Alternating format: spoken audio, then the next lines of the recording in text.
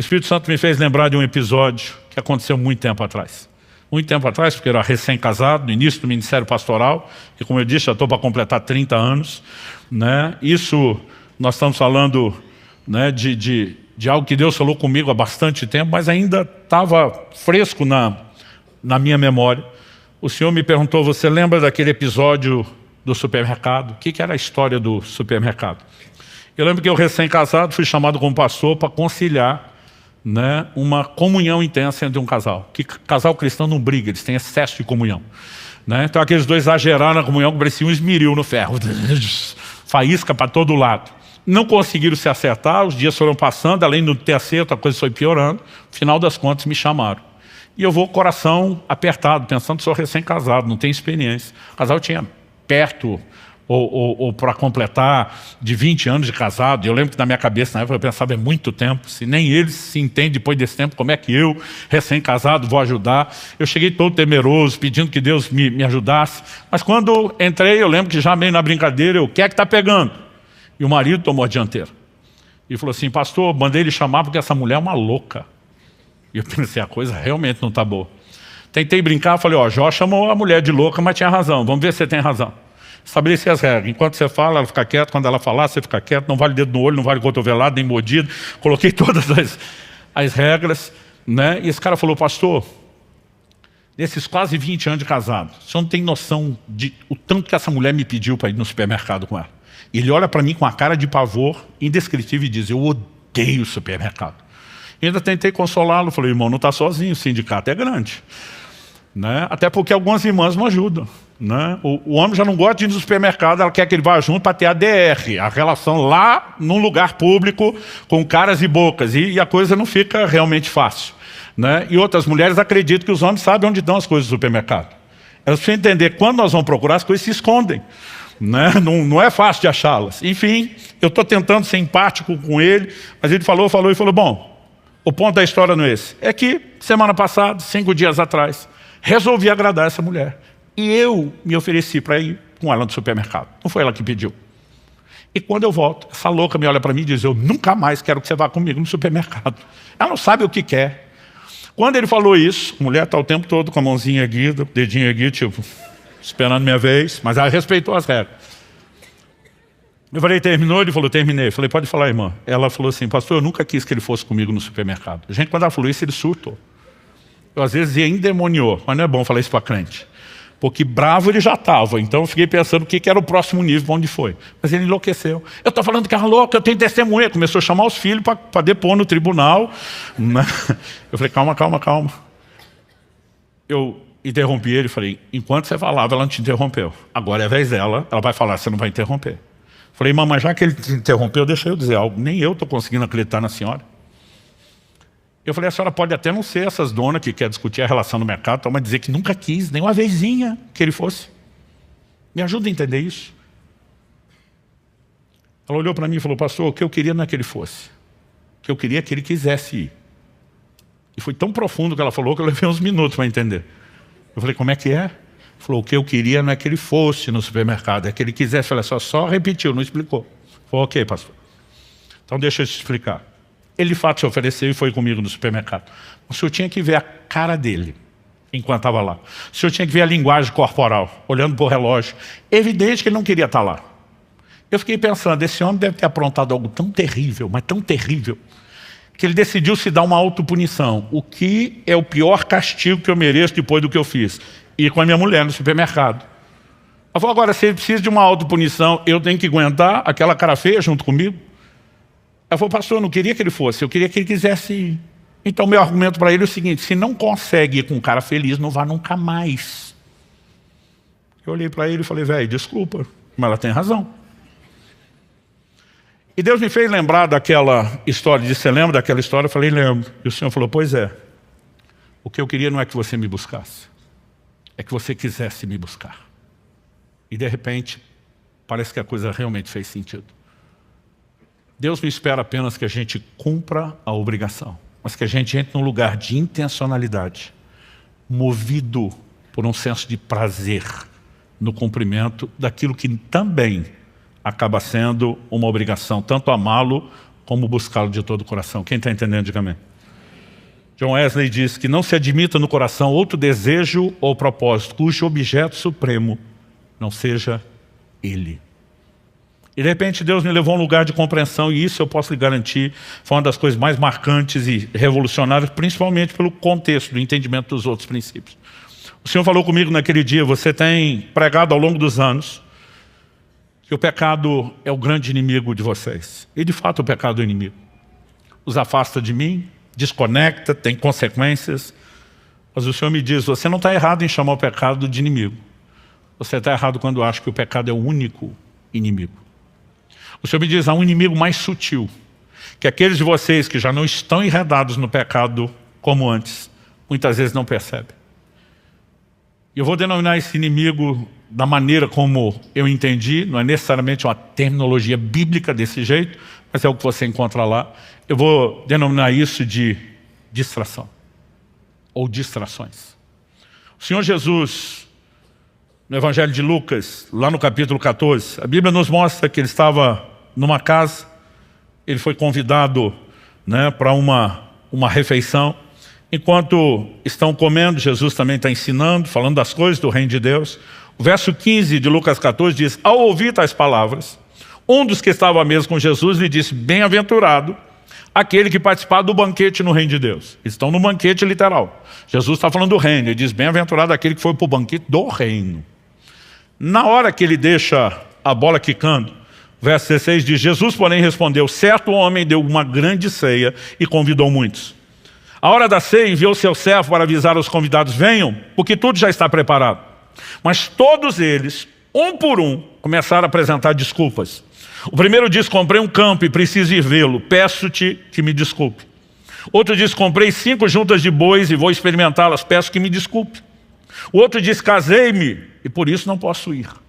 Se você olhar cada uma das 3 desculpas que Jesus fez questão de relatar, elas não falam de nada que em si, por si mesmo, seja ilícito, seja errado. Então, quando o primeiro simplesmente apresenta a desculpa a Jesus e diz: comprei um campo, isso é aquilo que a maioria de nós, os crentes, chamaria de bênção de Deus, resposta de oração. E se for de uma vertente mais pentecostal, cumprimento de promessa. Eu nunca vi um crente em 32 anos quase de pastorar vir murmurar e reclamar: puxa, pastor, eu comprei uma casa própria, coisa terrível. Puxa, compramos uma propriedade nova para os negócios, que triste. Normalmente a pessoa vem dar esse tipo de notícia empolgado: glória a Deus, bênção de Deus, resposta de oração, cumprimento de promessa, porque não é ruim em si. Quando você olha a segunda desculpa, a mesma coisa. Se a primeira diz respeito à aquisição de propriedade, a segunda fala de um outro nível de prosperidade. Comprei 5 juntas de bois e vou experimentá-las. Isso aqui era os New Holland, os tratorzão da época. Gente, o povo tinha que arar a terra. A grande maioria das pessoas, além de não ter os equipamentos, a tecnologia da agricultura de hoje, a maioria não podia nem ter muitos animais que favorecessem o trabalho. 5 juntas de bois, pelo menos 10 bois a mais, força para arar, para ajudar na colheita. Isso significava o quê? Aumento da produtividade. Aumento da produtividade significa dinheiro no bolso, provisão, prosperidade. Nunca vi alguém reclamar: ô pastor, coisa terrível, disparou minhas vendas na internet, estou ganhando dinheiro fácil, olhe por mim, está difícil. Ninguém reclama. Normalmente as pessoas chegam dizendo: bênção de Deus, resposta de oração, cumprimento de promessa. E se não dá para falar mal das primeiras duas desculpas, menos ainda a terceira. Porque a ideia é projeto de Deus. Casei-me, portanto não posso ir. O casamento não deveria ser visto como muitos estão olhando como algo errado. É ideia, é plano e é bênção de Deus. Errado não é o casamento. Errado é a escolha que alguns fazem de com quem casar. Errado é a escolha que alguns fazem de como viver o matrimônio, mas não o casamento em si. Ou seja, você não pode olhar para nada disso, chamar nem de pecado, nem de errado, nem de lícito. O problema não eram as coisas, era o lugar que elas tomaram. Banquete na Bíblia tem uma ideia no senso geral, que fala de comunhão. É quando as pessoas sentavam não apenas para garantir a nutrição, a alimentação que o corpo precisa, não era refeição rápida. Banquetes eram momentos de festa, de celebração de relacionamentos. Os convidados eram as pessoas próximas, as pessoas que eram valorizadas por aquele que estava fazendo a festa, porque o importante não era meramente comer, era com quem você fazia isso e por quanto tempo fazia isso. Isso nos remete ao entendimento de que Deus não nos criou para buscá-lo apenas por causa daquele senso de obrigação que nós falamos antes, mas porque sempre esperou que nós pudéssemos ter com Ele comunhão. Você olha lá para o Éden, o que acontece com Adão. Quando Adão pecou, qual a pergunta de Deus para ele? Deus não pergunta para Adão, o que é que você fez? A pergunta que Deus faz para Adão quando pecou é, aonde você está?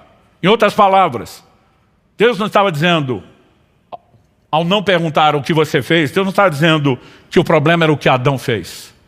O que Deus está dizendo é, aonde você está? Eu vejo isso de uma outra forma. Aquilo que você fez te levou para longe de mim. Eu perdi você. Cadê você, cara? E aí nós simplesmente começamos a pregar uma redenção que nos leva ao perdão do pecado, à remoção da culpa e até da condenação eterna que o pecado trouxe. Mas não resgata o que de principal ele veio roubar, que é a comunhão com Deus. O Salmo 25:14 diz, a intimidade do Senhor é para aqueles que o temem, aos quais Ele dará a conhecer a sua aliança. Eu e você temos sido chamados para um lugar de comunhão, para um lugar de banquete em Deus. Você pode dizer amém? Agora, muitas vezes nós temos nos deixado distrair por coisas que elas não são erradas. Elas não são ilícitas em si mesmas. Mas quando coisas lícitas ocupam um lugar de importância que não deveriam, a ponto de concorrer com o lugar de Deus, aquilo que não é errado em si, se tornou errado pelo lugar que ele passou a ocupar nas nossas vidas. Quando Moisés vai a Faraó com uma mensagem, deixa meu povo ir para que me adore. A gente pode aprender algo na tipologia bíblica. Faraó é uma figura de Satanás que escravizava aquele povo que depois Deus vai libertar para que se torne o povo dele. Como foram libertos? No dia da celebração da Páscoa. Paulo escreve aos Coríntios e diz, Cristo é o nosso Cordeiro Pascal, ou seja, está para nós, como o Cordeiro da Páscoa estava para eles. E da mesma maneira como eles tiveram que se apropriar, né, pela fé do sangue do sacrifício do Cordeiro da Páscoa, colocar nos umbrais, né, para escaparem daquela escravidão espiritual. A Bíblia diz que Deus também nos arrancou do império das trevas e que pelo sangue de Jesus, eu e você fomos resgatados e nos tornamos povo de Deus. Quando eles saem do Egito, Deus faz declarações sobre eles lá no Monte Sinai, em Êxodo 19, 5 e 6. Você vai ver Pedro fazendo a mesma declaração a respeito de mim e de você. Vós sois a nação santa, a geração eleita, o sacerdócio real, o povo de propriedade exclusiva de Deus. Há um paralelo nisso. Então, Faraó, na tipologia bíblica, figura Satanás. Quando Moisés vem com a mensagem, deixa meu povo ir para que me adore, qual a resposta do Faraó? Vocês devem estar muito desocupados para estar falando em adoração. A primeira reação de Faraó, vamos encher o povo de trabalho para que eles não tenham tempo de pensar em adoração. Uma das estratégias mais antigas, vamos encher de distração para que eles não lembrem de por que eles existem e o que é principal para que eles cumpram. É impressionante, gente, numa época onde a nossa vida deveria ser tranquila como nunca. Porque quanto mais a tecnologia, o conhecimento avança, nós temos facilidades que nunca tivemos. Gente, o tempo que o povo levava antigamente só para buscar água, e que hoje a gente tem encanada, a gente faz ideia do quanto tempo ganhou. Né? Aquilo que eram viagens longas, difíceis, né? Você olha hoje as facilidades que nós temos. Não estou falando só da época de Jesus, gente. Você volta lá no século XVIII, vamos falar de John Wesley. O cara viajava para pregar o evangelho do mesmo jeito que Jesus e Paulo, a pé, a cavalo, dentro de navio, né? Tudo era lento, era um processo, são desafios. Eu, às vezes, né, já fiz isso muitas vezes, estou no sábado pregando no norte, no nordeste do Brasil e tenho tempo para voltar tranquilo para as nossas reuniões de domingo, por causa, né, da facilidade do transporte. Em tudo o que nós avançamos era para a gente ter tempo sobrando. Mas quanto mais facilidades nós temos, mais coisa a gente arruma para fazer. Aliás, nós somos a geração campeã de entretenimento. Nunca se gastou tanto tempo em entretenimento como nós gastamos. Porque a questão não é o que vai tomar atenção. O importante é que eles não tenham tempo para pensar naquilo que deveriam fazer. Distrações. Pensa em uma estratégia que continua sendo usada, porque eu acredito que o diabo também deve ter a versão dele do ditado, do time que está ganhando não mexe. Está dando resultado, para que mudar a estratégia? E naquele dia Deus me chamou fortemente a atenção para um episódio bem conhecido, mas que eu nunca tinha enxergado essas verdades nesse episódio. Se você puder me acompanhar em Lucas, capítulo 10, a partir do verso 38. A Bíblia diz, quando eles seguiam viagem,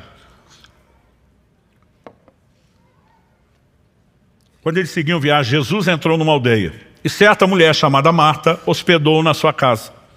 Marta tinha uma irmã chamada Maria, que assentada aos pés do Senhor ouvia o seu ensino. Marta agitava-se de um lado para o outro, ocupada em muitos serviços. Então se aproximou de Jesus e disse: o Senhor não se importa com o fato de minha irmã ter deixado que eu fique sozinha para servir? Diga-lhe que venha me ajudar. Mas o Senhor respondeu: Marta, Marta, por 7 vezes na Bíblia. Você vai ver Deus chamar alguém pelo nome 2 vezes seguidas. Em todas as 7 que você vai encontrar uma crise. Eu brinco que se Marta tivesse essa revelação, ela já ia pensar: deu ruim, só de ouvir Marta, Marta. Marta, Marta, você anda inquieta e se preocupa com muitas coisas, mas apenas uma é necessária. Maria escolheu a boa parte, e essa não lhe será tirada. Quando nós olhamos para esse texto, em primeiro lugar, nós temos uma dinâmica de relação familiar que é muito semelhante ao que nós temos até hoje. Eu lembro de uma ocasião que Kelly e eu fomos fazer uma visita a um casal da igreja, e eu lembro que na hora de ir embora eu falei para ele, enquanto ele me acompanhava até o carro, que era um gabinete, um aconselhamento com você ainda essa semana. Ele falou: claro, pastor, por quê? Eu falei: nós vamos conversar sobre como está o seu casamento. Ele: Deus te revelou? Eu falei: nem precisou. Eu falei: nós chamamos isso de linguagem corporal. Às vezes o comportamento das pessoas já expõe. Eu falei: teve uma hora que você e sua esposa sumiram, deixaram nós sozinhos na sala. Eu estava doido para um copo d'água, vocês não voltavam e nem perceberam o tempo que levaram. Eu resolvi ir até a cozinha buscar o copo d'água. Quando chego lá, vocês dois estão discutindo, nem me viram. Estava tão intensa a discussão que eles não me viram. O pior, tinha um garoto de uns 7 anos no meio, e o pai falava para o garoto: menino, diz para sua mãe. A mãe está na frente dele. Mas quando fala como se o outro não está presente, é porque o negócio está azedo no último nível. Aí a mulher respondia: menino, diz para o seu pai. A criatura nem dizia nada, porque os dois estão se ouvindo. Mas o importante era fingir que não estava falando com o outro. Quando Marta chega para Jesus, na frente de Maria, e diz para minha irmã me ajudar, gente, o negócio já está azedo. Não é difícil perceber isso. Eu imagino que enquanto Jesus está ensinando, Marta deve ter passado por trás e chamado Maria várias vezes. Imagino Maria tirando a cara para o lado, assobiando: daqui não sai, daqui ninguém me tira. E Marta vai pedir ajuda de Jesus, acreditando de todo o coração que Jesus vai ficar do lado dela e apoiá-la. Ela não esperava levar esse invertido. E aí Jesus diz para ela: uma só coisa é necessária. Outras versões traduzem isso como: poucas coisas são necessárias. Mas a maioria diz: uma só coisa é necessária. Como dizia a geração de meus pais, nunca entendi porquê, no frigir dos ovos, no final das contas, só tem uma coisa que realmente importa. Qual é a coisa que realmente importa? Aquela pela qual eu e você existimos, que é a razão da nossa existência, buscar a Deus.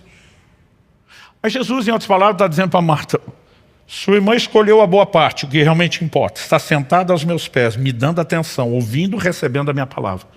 Você acha mesmo que eu vou ficar do seu lado e tirá-la daqui? Agora, se Marta soubesse que eu ouvi isso, tinha pedido ajuda a Jesus? É claro que não. Porque na cabeça de Marta ela está bem intencionada.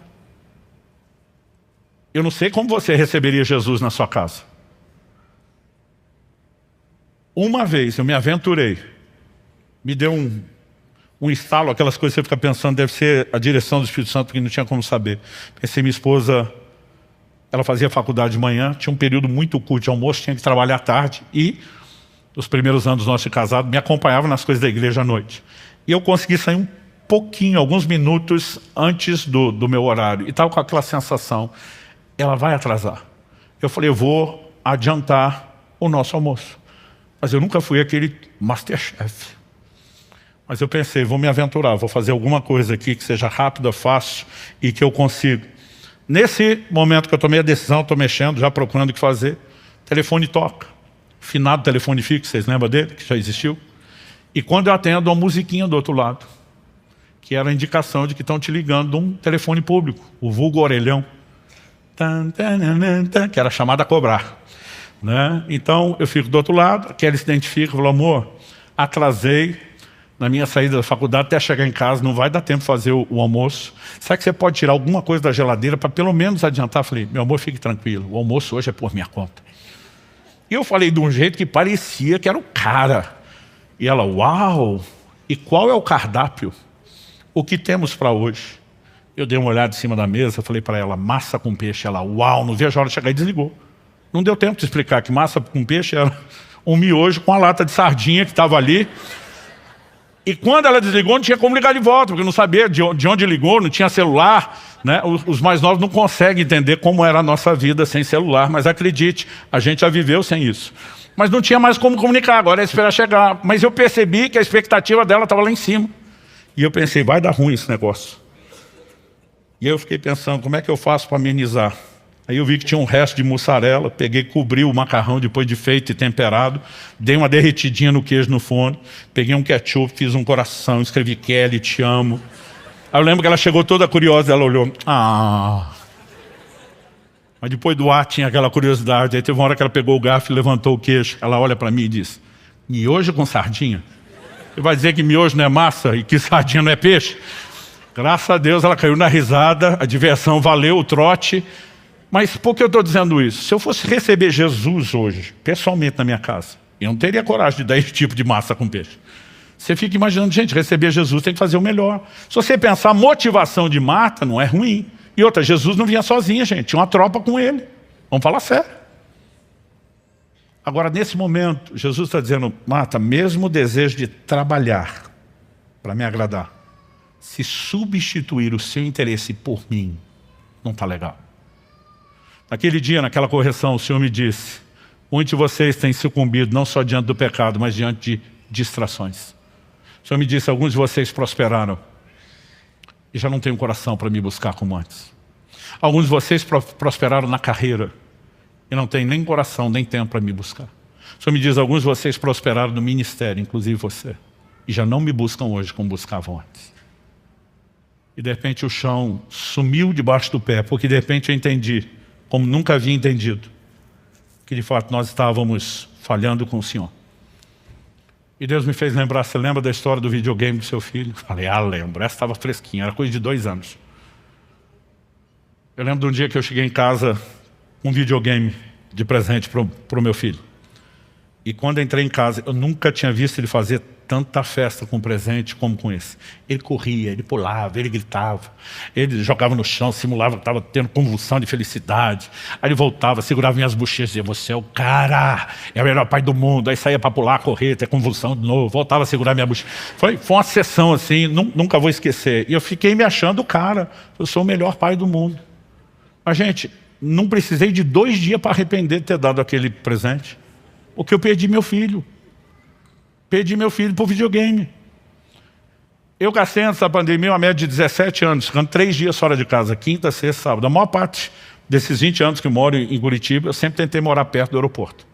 Não só pelas idas e vindas, mas assim, quando eles eram pequenos, né? E aquela avisava, papai chegou, já era aquela ansiedade. Então, às vezes eu ligava para ela, dizia, aterrissou. Era o tempo dela sair de casa, me pegar no aeroporto. E quando ela chegava com o carro, já estava saindo na porta, chegava logo em casa e as crianças sempre estavam me esperando. Era o momento de papai voltou para casa, festa. Então a gente se abraçava, brincava, era o nosso momento de comemoração. Depois do bendito videogame, para não falar o que eu penso dele, cada vez que eu passava por aquela porta, estava só a Alice. O Israel mais velho já não estava lá. Eu brincava bastante com ela, depois que ela cansava, filho, cadê você? Já vai, pai, só vou passar de fase. Gente, eu peguei um ódio nessa frase, passar de fase. Você não tem noção. Um dia eu estava num evento de pastores, e um falou para mim, pastor, o senhor pode orar por mim? Eu falei, sim, pelo quê? Ele falou, não, eu sinto que medicinalmente está na hora de passar de fase. Eu falei, se quer que eu ore, arruma outra fase. Ele não entendeu nada. Eu falei, não oro, se não mudar isso, não oro. Eu lembro de um dia que cheguei em casa, minha vontade era pegar aquele videogame e jogar pela janela do quarto de cima lá do sobrado. O senhor me disse, você lembra disso? Eu falei, lembro. O senhor me disse, vocês fazem a mesma coisa comigo o tempo todo. Quantas coisas vocês desejaram, oraram, pediram, e quando eu dei, vocês eram que nem seu filho. Convulsão de alegria, corre, pula, agradece. Você é o melhor pai do mundo. O Senhor diz, mas eu tenho perdido vocês para essas bênçãos. E de repente Deus me deu a capacidade de entender emocionalmente, não só intelectualmente, aquilo que nós fazemos com Deus.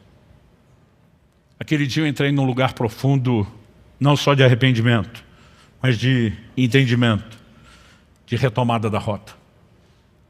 Perguntaram uma vez a Stanley Jones, missionário metodista por quase 50 anos na Índia. A Índia até hoje é um lugar com muita perseguição ao Evangelho. Não é um lugar onde não haja opções de religião. Você tem todas as religiões do mundo lá. Mas conversão, por exemplo, é proibido. E esse é o nosso negócio, nós vivemos de conversão.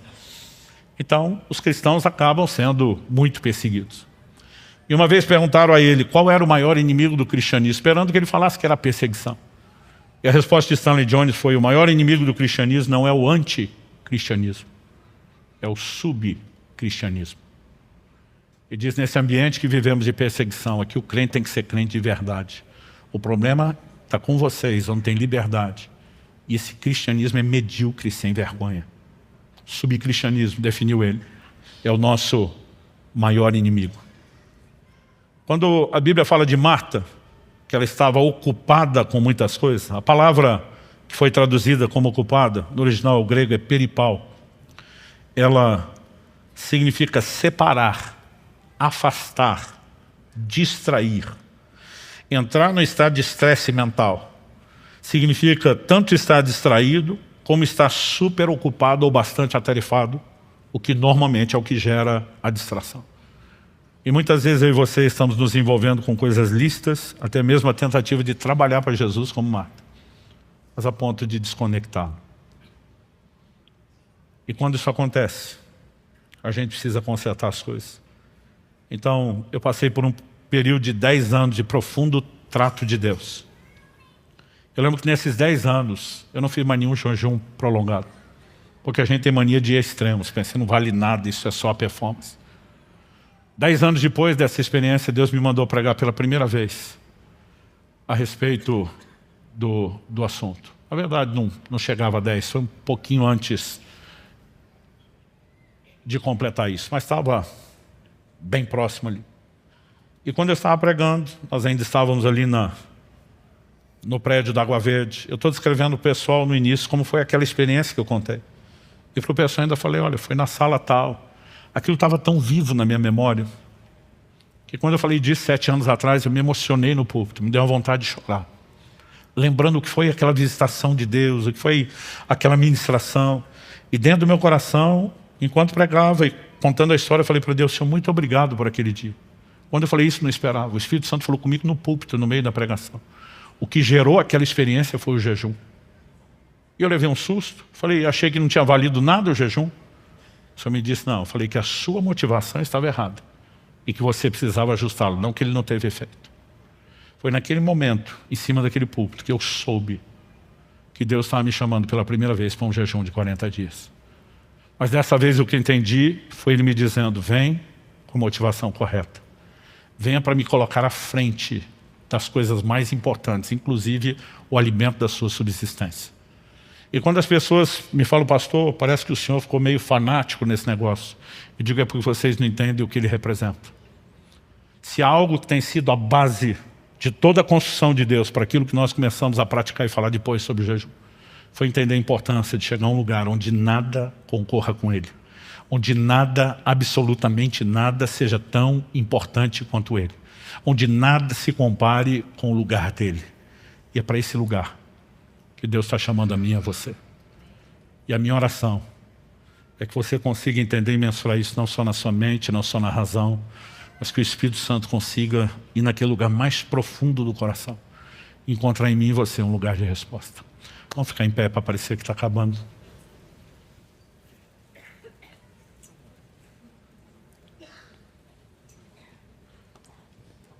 Pai, eu oro por cada um dos meus irmãos e irmãs nesse lugar.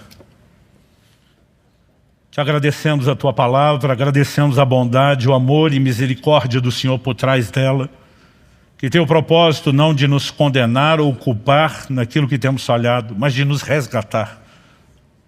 Pai, não queremos viver uma vida de religiosidade, onde não haja a busca que deveria, onde essa busca talvez se presente esteja sendo distorcida por uma valorização do desempenho, não da paixão pelo Senhor.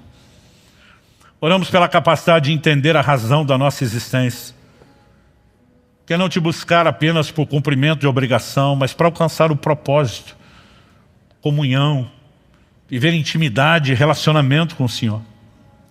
E oramos pela capacidade de discernir o quão danosas podem ser as distrações, ainda que essas coisas não sejam ilícitas por si mesmas. Ajuda-nos a enxergar aquilo que não temos visto. E acima de tudo nós oramos, abre os nossos olhos. Nós pedimos ajuda dos céus. Nós oramos como salmista. Sonda-nos, ó Deus. Conhece o nosso coração. Expõe e traga à tona tudo aquilo que tem se tornado ídolos que concorrem com o seu lugar. Aquele lugar que pertence a Ti e somente a Ti no nosso coração. Nós oramos em nome de Jesus.